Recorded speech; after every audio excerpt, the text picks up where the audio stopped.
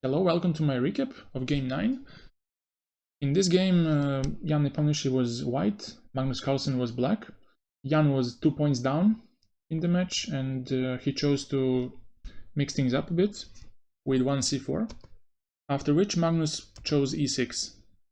Here Nepo didn't want to go for the queen's gambit with d4 or knight c3.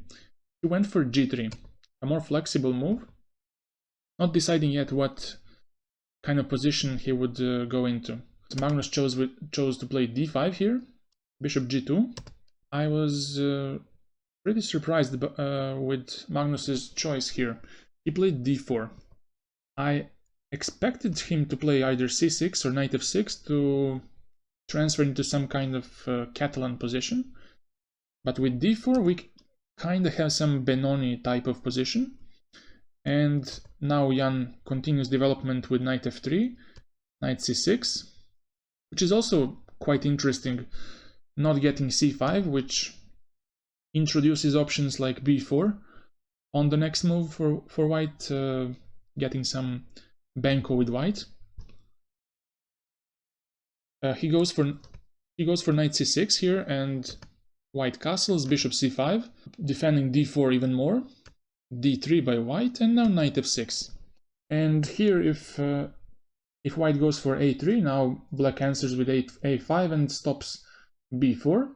One idea which was interesting here was to go for knight a3, knight c2, and to go for rook b1, trying to push for b4.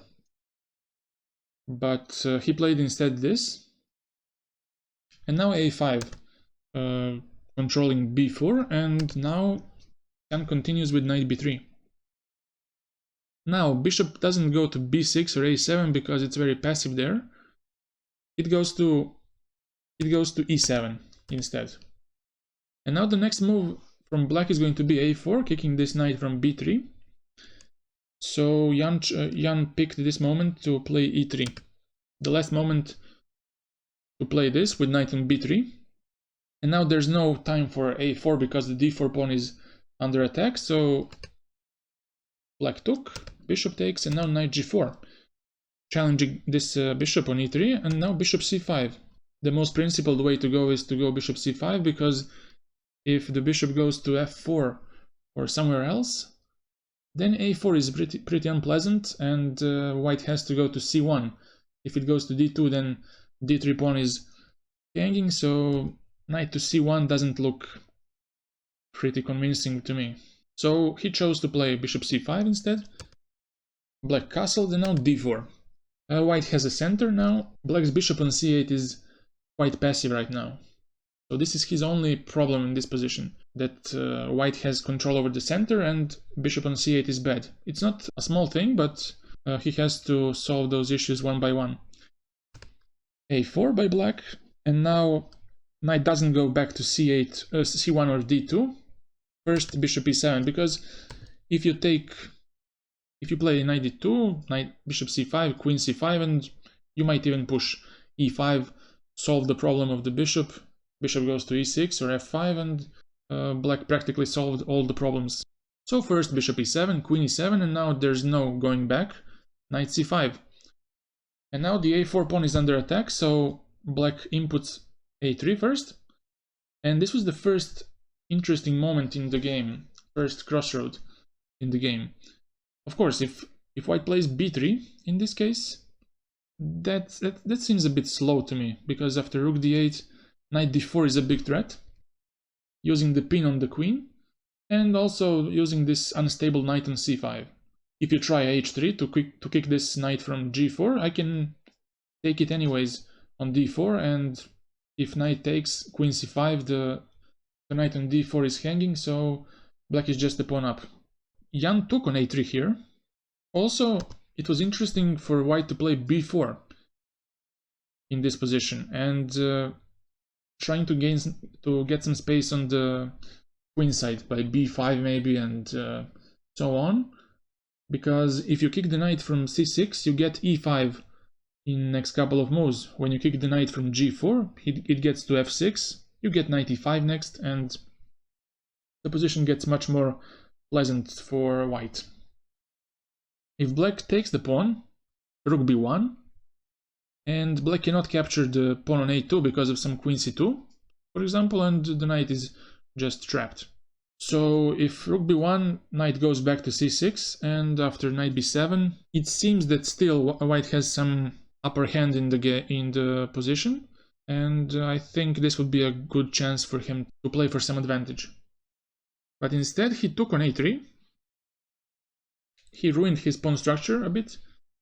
Now rook d8, threatening to go knight d4 next. That's why knight goes back to b3, and now knight f6. Knight did its job on g4. And now rook e1, taking over the control over e5. And now queen takes a3. Now white went with queen e2. Black makes some space for his king with h6. And also this was a very interesting moment here.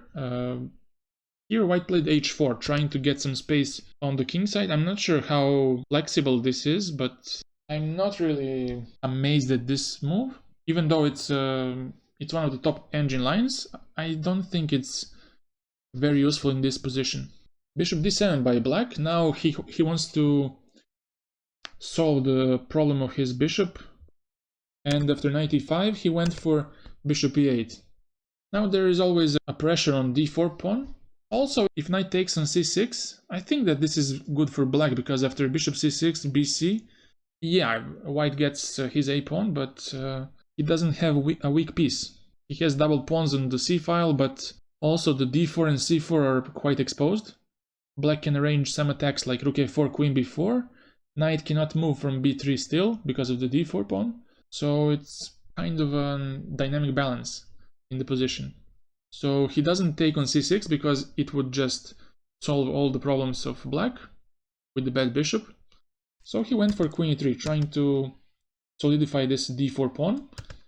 Queen b4 now, and now rook eb1, trying to go knight c5 next to capture the pawn on b7, and now knight e5 by black. Takes, because if queen takes, then queen takes c4, and the position gets quite simplified. White has an upper hand, but it's still a small advantage for him. Knight g4, and now queen e1. Knight g4 is a very committal move, because you see that this knight on g4 can get trapped anytime with some f3 move or bishop f3. So now queen e1 by Jan. If he went for queen f4 here, for example, then h5 would be good. And if white tries to get this knight on g4 by bishop f3, now you can go for queen c3.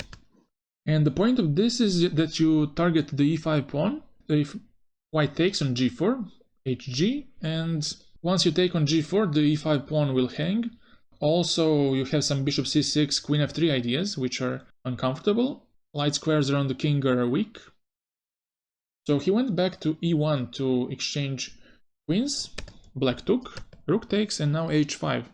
Very natural move, trying to get the route for his knight back to h6 or f5 in case f3 happens. And now bishop b7.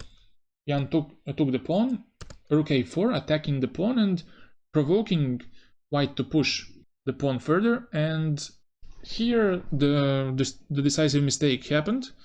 The problem for white is how to defend this pawn. If you defend it by this rook, knight takes e5. If you defend it by a rook, then rook takes a2.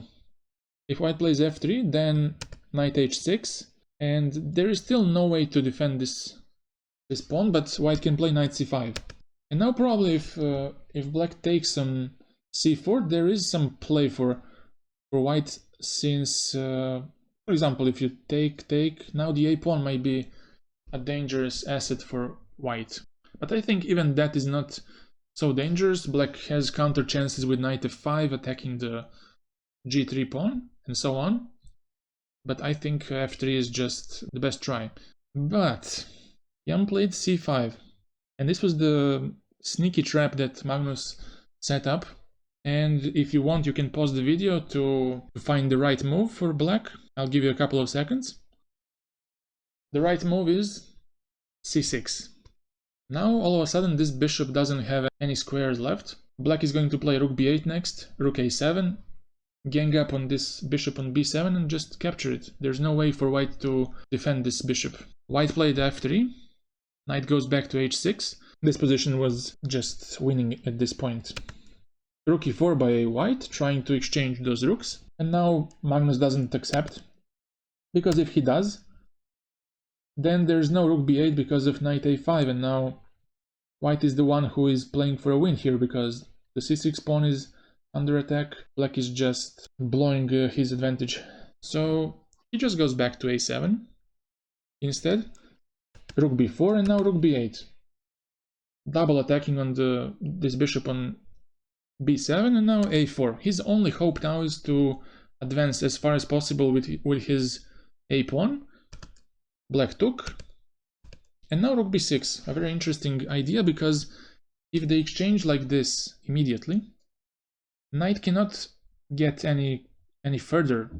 The bishop on e8 defends the c6, and knight will slowly get into play with knight f5, knight e7, knight d5, slowly consolidate the position. So he wanted this, and the point was that after Magnus took twice on b6, knight c5 would come, and now the knight is dominating this bishop, but still, as you will see, it's not enough for white to get something serious. Knight goes to f5, a5, rook b8, and now a6 by white. He's trying something like a7, rook a8, rook a6, and just knight a4, knight b6 to take this rook, but it's not very simple to achieve that. Knight g3, and now knight a4 first. If he went for something like this, like I said, rook a6, knight e2, knight d4, now there is no time for this for knight a4 because of knight b5, and now the a7 pawn is ganging on the next move, and that's just it. So he wants some modification of this plan. He goes knight a4 first, but now black has c5, and now the bishop opens up, gets to c6. If knight b6, then bishop c6, and black is ready to give up back the piece. Because, let's say, white queens, bishop takes, knight f5, now the h4 pawn is also critical, and with 2 pawns up, black is just going to convert this easily. So he went for knight c5, and rook a8 was played by Magnus, after which Nepomniachtchi resigned. There's no way to get the knight to b6 or c7, and also to b5 it's impossible because of the bishop, and simply black will get his knight back to f5, e7, c6 and collect his pawn on a7, and there's no hope for white in this position. Nepomniachtchi is now 3 games down. Next game is tomorrow. Magnus is white, and now it seems like the match is just going to be an easy cruise for Magnus, just with the draw being enough in every single white game. I think the match is over. But nevertheless, I'm going to cover all the games until the end. I hope I'll see you soon. Bye.